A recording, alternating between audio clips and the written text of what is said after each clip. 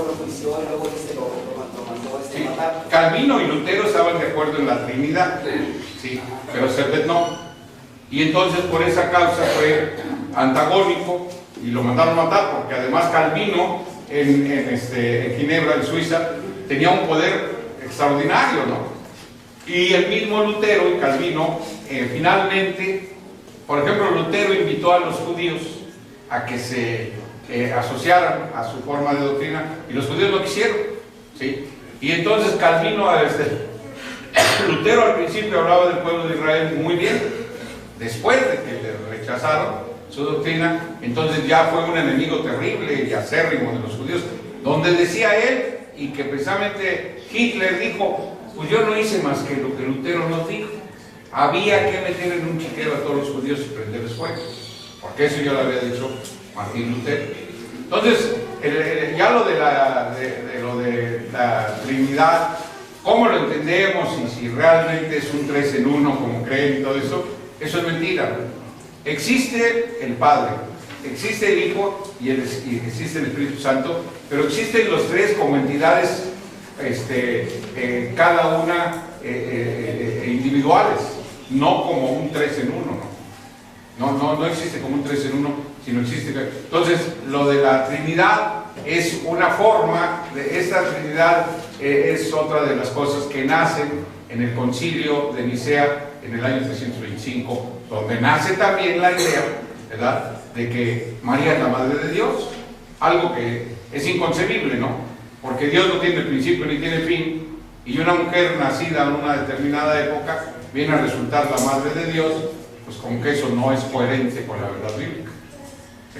¿Alguna pregunta, hermanos?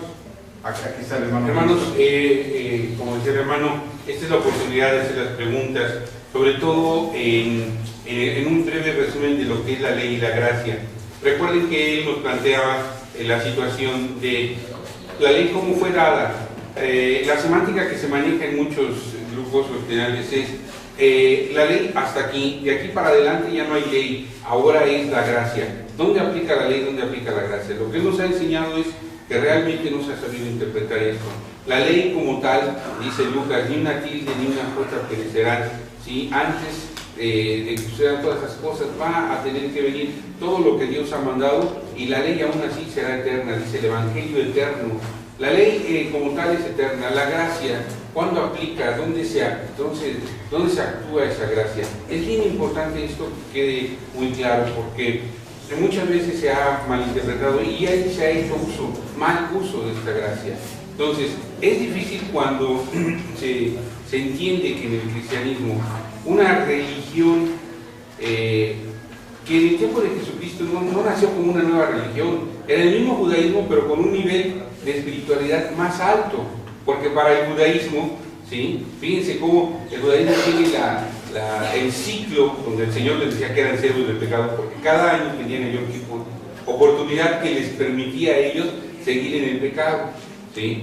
El cristianismo viene a implementar, dice el Señor Jesucristo, oíste que fue dicho a los antiguos, ojo por ojo, diente por diente, mas hoy yo te digo, y todo lo que nos dice, ¿no?, en ese sermón hermoso del Señor Jesucristo, donde dice, hoy tienes que pedir por tu enemigo, tienes que darle, tienes que tener otro pensamiento diferente. Por eso es que el cristianismo tiene un nivel mayor de espiritualidad, pero para tener esa espiritualidad precisamente hay que guardar esa gracia. Dice allá Romanos 13 también, hablando acerca del cumplimiento de la ley, dice, algunas versiones dicen el amor, las más antiguas dicen la caridad.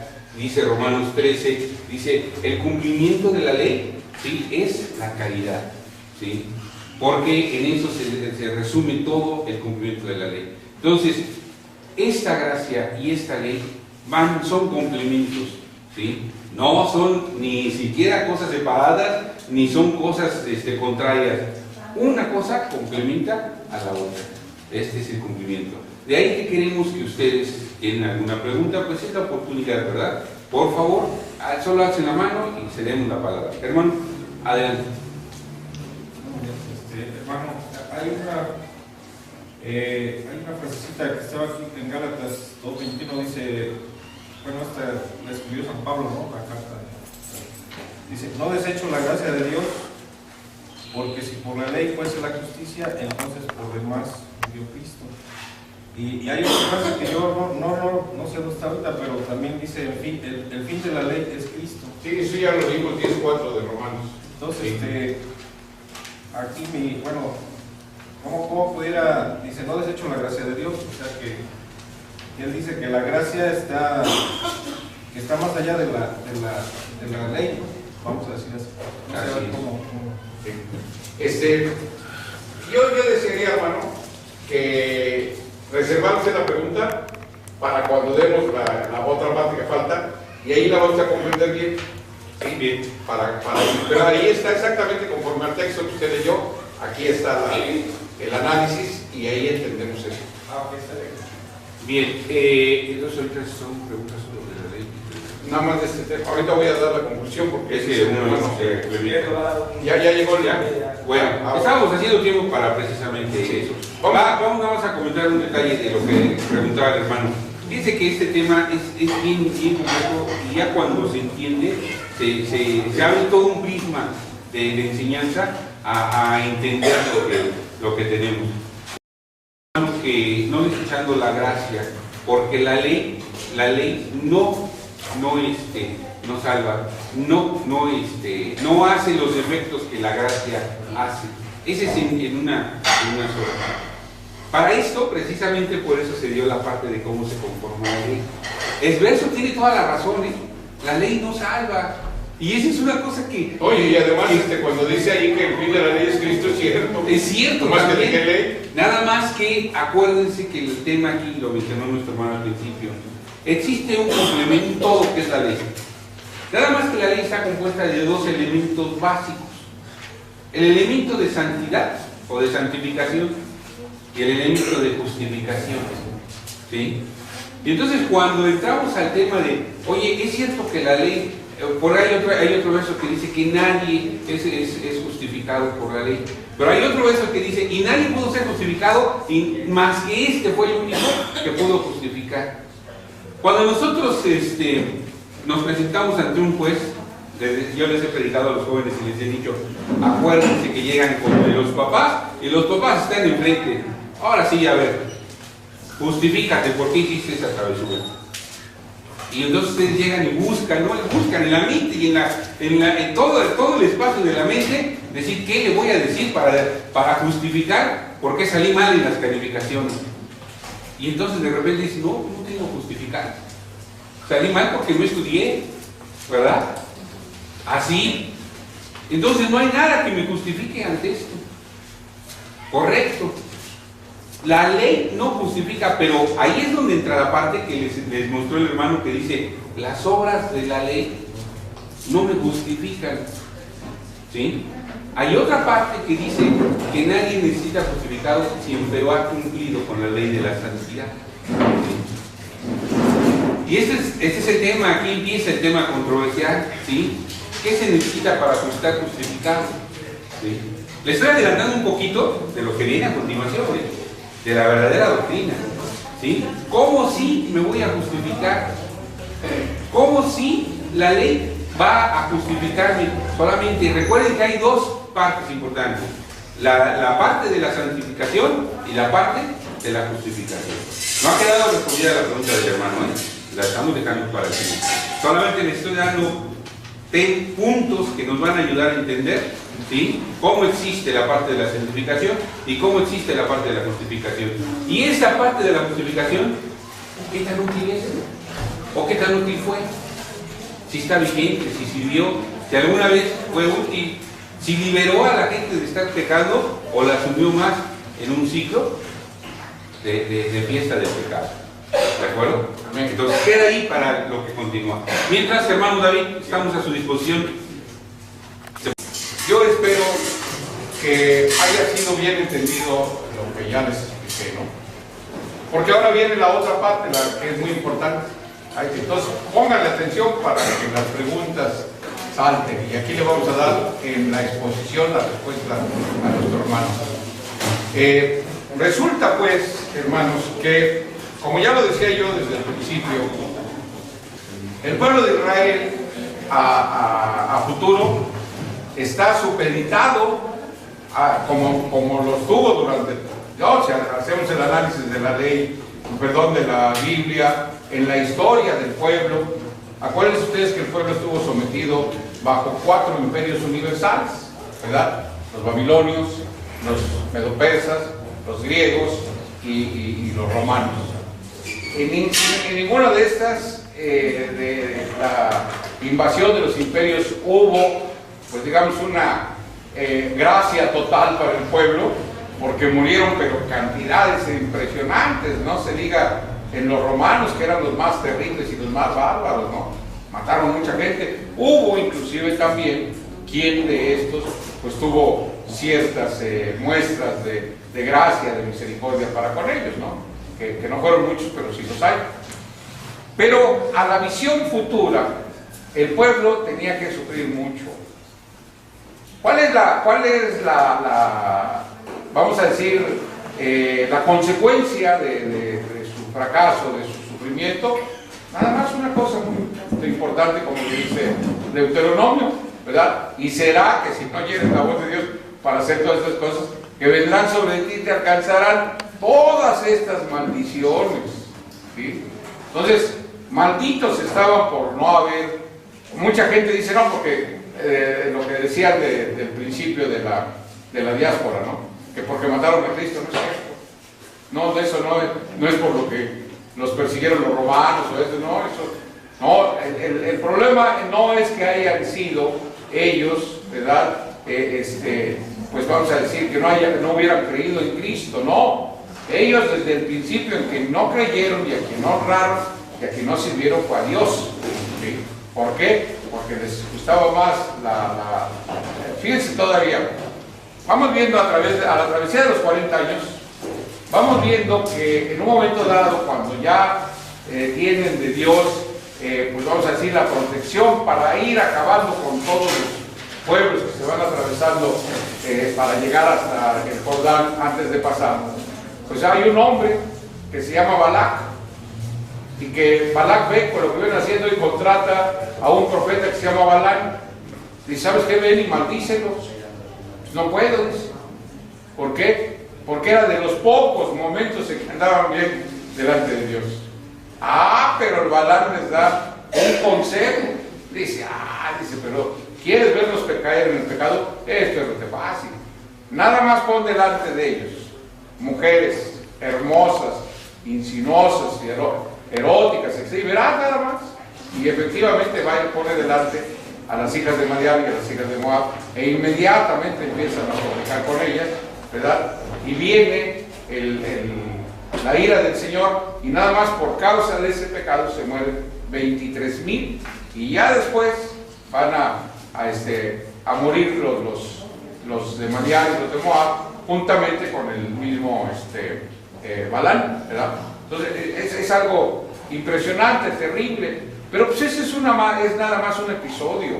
Lo que van viviendo a través del tiempo es terrible.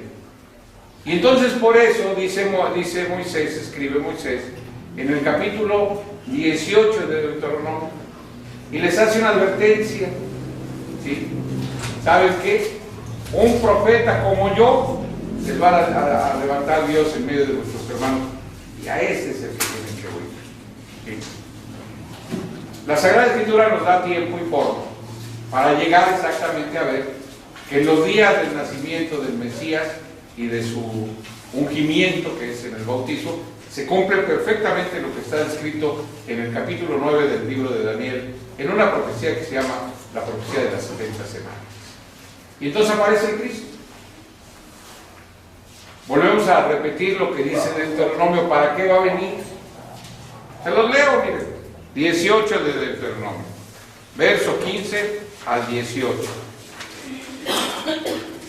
Con toda la claridad que se pudo haber escrito, palabra de Dios dice así: 15, profeta, de en medio de ti y de tus hermanos como yo, te levantará el Señor tu Dios y a él oiréis. Conforme a todo lo que pediste al Señor tu Dios en Horeb, el día de la asamblea, diciendo, no vuelva yo a oír la voz del Señor mi Dios, ni vea yo este gran fuego porque no muera. Y el Señor me dijo, bien han dicho, profeta resucitaré de medio de sus hermanos como tú, y pondré mis palabras en su boca, y él les hablará todo lo que yo le mandare. ¿Jesucristo fue enviado de Dios, sí o no, hermanos? ¿Sí o no, hermanos? ¿Cómo de que no? Si no, pues entonces nuestra doctrina estaría muy mal. ¿Cómo? Si nosotros hemos creído en el que Dios envió primeramente, como Él lo dijo de sus propios labios, no soy enviado, sino las ovejas perdidas de la casa de Israel. ¿Qué les venía a enseñar? ¿Verdad?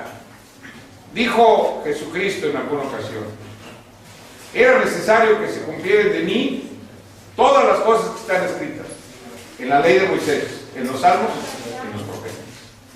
Cuando analizamos todo, vemos efectivamente que se va hablando muchas veces de qué es lo que viene a hacer, ¿verdad? ¿Qué es lo que viene a tratar de enseñarle al pueblo de Israel?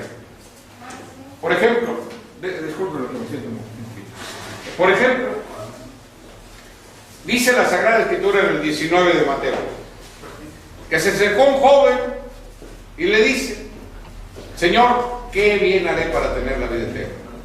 Pues guarda los mandamientos. Ya se los va describiendo. El último que le describe es aquel que dice, y amarás a tu prójimo como a ti mismo. Y le dice el joven, no, pues todo eso guardado, ¿qué me falta? Ve y vende lo que tienes, dalo a los pobres y de ti sigue. Ahí lo único que nosotros entendemos es que el joven mentía porque no había guardado los mandamientos. Porque todo aquel que guarda los mandamientos no hace acumulación de riquezas.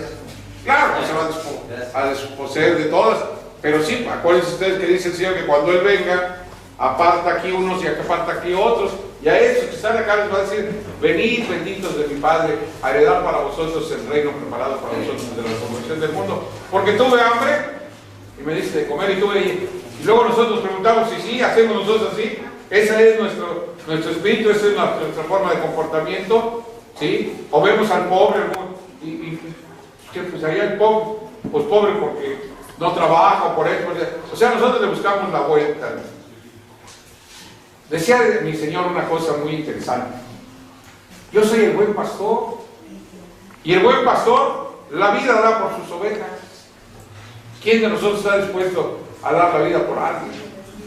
Si a lo mejor cuando yo no estoy en las condiciones, no, pero cuando era yo joven, a lo mejor alguien me decía, ¿sabe qué? Hace falta sangre para una transfusión, algo, o algo así, ¿no? O hay una frase inclusive acumulada en el mundo que decía, pues mira, mano, de que lloren en mi casa, que lloren en la tuya, pues que lloren en la tuya, yo porque me voy a morir, pues muerte tú, ¿no? Entonces, pero ahí vemos realmente la grandeza, vemos todas las cosas que el Señor tiene. Pero el Señor le decía a este joven que había que guardar los mandamientos. En el 23:1 del Evangelio de Mateo dice que los escribas y los fariseos estaban sentados sobre la cátedra de Moisés. Todo lo que ellos que te digan que hagan, hazlo. No hagas como ellos porque ellos dicen y no hacen. Entonces, y otras partes donde vemos realmente que la enseñanza de Jesucristo era de un celo por la ley enorme, grande. Decía el hermano ministro del capítulo 5 del Evangelio de Mateo, donde habla de la ley, ¿verdad? Dice ya desde el versículo 17, no penséis que he venido a abrogar la ley de los profetas, yo no he venido a abrogar, sino he venido a cumplir, y de cierto os digo, que todo aquel que hiciere, este será grande, y enseñare, este será grande en el reino de los cielos, ¿no? Entonces, su doctrina de él era, como buen judío, como enseñador de los judíos, a que tuvieran celo por la ley de Dios, ¿sí? Cuando yo me encontré con esto, me hice la pregunta, bueno, pues, si les viene a enseñar lo que ya saben y lo que él practica, pues entonces ¿a dónde está la novedad? ¿Verdad? Lo que él dijo, las buenas nuevas, ¿dónde está esa cosa nueva, ¿no? Entonces la cosa nueva la entendí, como ya les mencioné a ustedes, cuando vi el capítulo 8 del Evangelio de Juan, y que les dice, ustedes son siervos del pecado. ¿Por qué permanecían siervos del pecado? Porque había una cobertura de doctrina que los había dejado pecadores consuetudinarios. Cuando él les habla, por ejemplo, a Nicodemo, y después después de Nicodemo, en el capítulo 6 del Evangelio de Juan, ¿se acuerdan ustedes que dice que yo soy el pan que he descendido del cielo, el que come mi carne y bebe mi sangre. Y aquellos otra vez, los mismos discípulos, no, pero ¿cómo puedes darnos a comer su carne y su sangre? Y les dice el Señor, pues ¿saben qué? La carne nada aprovecha, el espíritu que es el que da vida. Las palabras que yo les hablo son espíritu y son vida. Hay que entender el espíritu de la palabra. ¿Sí? Como yo les dije en la conferencia pasada, la etapa o las etapas en que vimos la vida del Señor, primero Jesús de Nazaret con los judíos y después con los gentiles, ¿verdad? Cuando termina él su labor con los judíos, que termina con su muerte, nos dice la Sagrada Escritura que después de su muerte, cuando viene la resurrección, llega hasta los discípulos, aquellos a los que al principio les había dicho que no entraran ni en casa de samaritanos ni con los gentiles. Pero ya después de la resurrección va a sus apóstoles, al colegio apostólico, y les dice, ahora sí, vayan a predicar a toda criatura. Y hay dos cosas que son importantes, que ya las hemos analizado, pero que las vamos a analizar. Les vas a enseñar primero, porque en todas las cosas hay en orden, primero les vas a enseñar el Evangelio. ¿Sí? Por los textos que ya hemos analizado y todo, concluimos que el Evangelio es oír la voz de Dios para guardar sus preceptos, sus mandamientos, sus estatutos y sus leyes. Es muy difícil en la mayor parte de los movimientos que a una persona a la que van a instruir le enseñen así, porque no va a aceptar. La otra manera, la de las 4 cosas que les digo. A ver, hermano, ¿aceptas que eres pecador? Ah, no, sí. ¿Y aceptas que a causa de tus pecados has muerto? Ah, sí. ¿Y aceptas a Cristo como tu Señor y Salvador? Ah, sí. Bueno, pues entonces ya no te preocupes. Ya, eso es fácil. Pero la otra forma, la que dijo Jesucristo, no es nada fácil. Y a toda criatura, y háblenles, díganles que lo que Dios quiere, como dice, por ejemplo, también una parte de la Biblia, ¿qué es lo que tu Dios quiere de ti?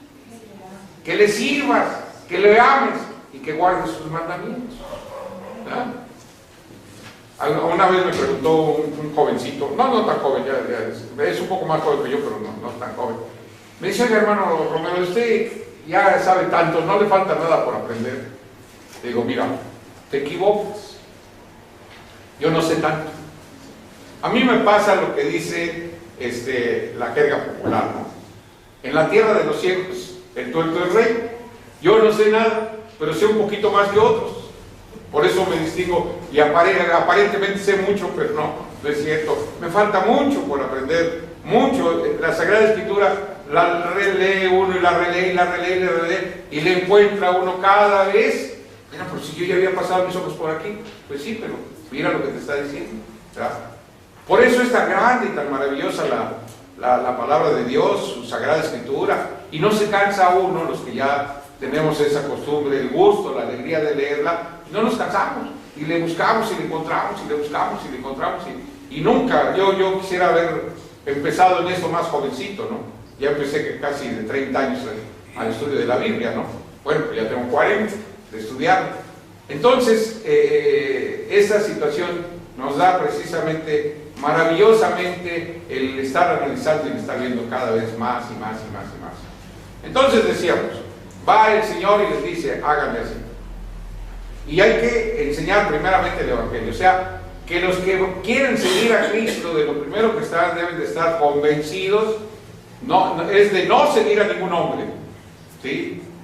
Sino es de seguir, de oír y de seguir a quién, hermanos? A Dios. A Dios es el que hay que seguir. Entonces, dice, y una vez que ya usted ya está convencido, usted de veras quiere seguir a Dios, usted de veras quiere hacer la voluntad de Dios, usted de veras quiere crear en su fuero interno a Dios, ¿verdad? No, pues que sí, bueno, ándale pues. Pero cuando ya tenga usted convencimiento de ello, les dijo Jesucristo, el bendito Salvador, la otra parte, el bautizo. ¿Sí? Ah, caray, el bautizo. Vamos a leer algo del bautizo para que ustedes vean. Dice el capítulo 6 de Romanos, de la carta que escribió el apóstol Pablo a los romanos. Dice el 6 así: con esta claridad con que le escribió Pablo, ¿verdad? Aunque a veces mucha gente no lo entiende, ¿no? Lo primero que vamos a leer es el verso 1. Fíjense lo que dice el verso 1. Tan claro, tan transparente, ¿no? Como dicen los políticos de hoy día. 1. Óiganlo, escúchenlo, disciérnanlo. Y luego fíjense si están ahí o no están ahí. ¿Sí? Y fíjense que aquí vamos a involucrar la famosa palabrita, ¿verdad? Pues ¿qué diremos? ¿Perseveraremos en el pecado para que la gracia crezca? ¿Qué es perseverar? Seguir, estar uno de continuo ahí. Ya. Sí, vamos a perseverar en el pecado para que la gracia crezca. Y luego dice la respuesta, en ninguna manera. De ninguna manera, porque los que somos muertos al pecado. A ver, hermanito, hermanita, analícese. Ya se murió usted al pecado. Y ahora sí ya sabemos qué es el pecado, ¿verdad, hermanos? ¿Qué es el pecado, hermanos? La transgresión de la ley. Entonces, seguiremos siendo transgresores a la ley que Dios dio para santificación, ¿verdad?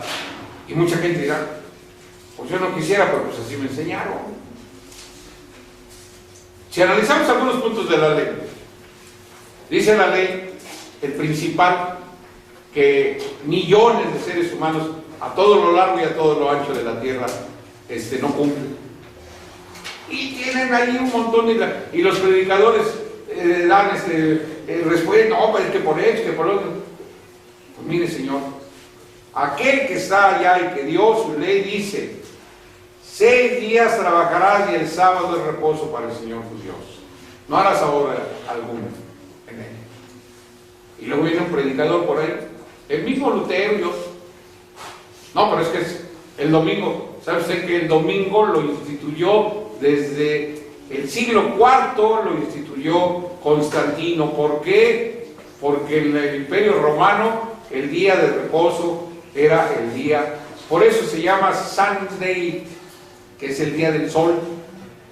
¿Sí? Y el Imperio Romano descansaba el día del sol. Y le buscaron a ver, pero ¿por qué va usted a cambiar el sábado por el domingo? Ah, porque resucitó Jesucristo el domingo.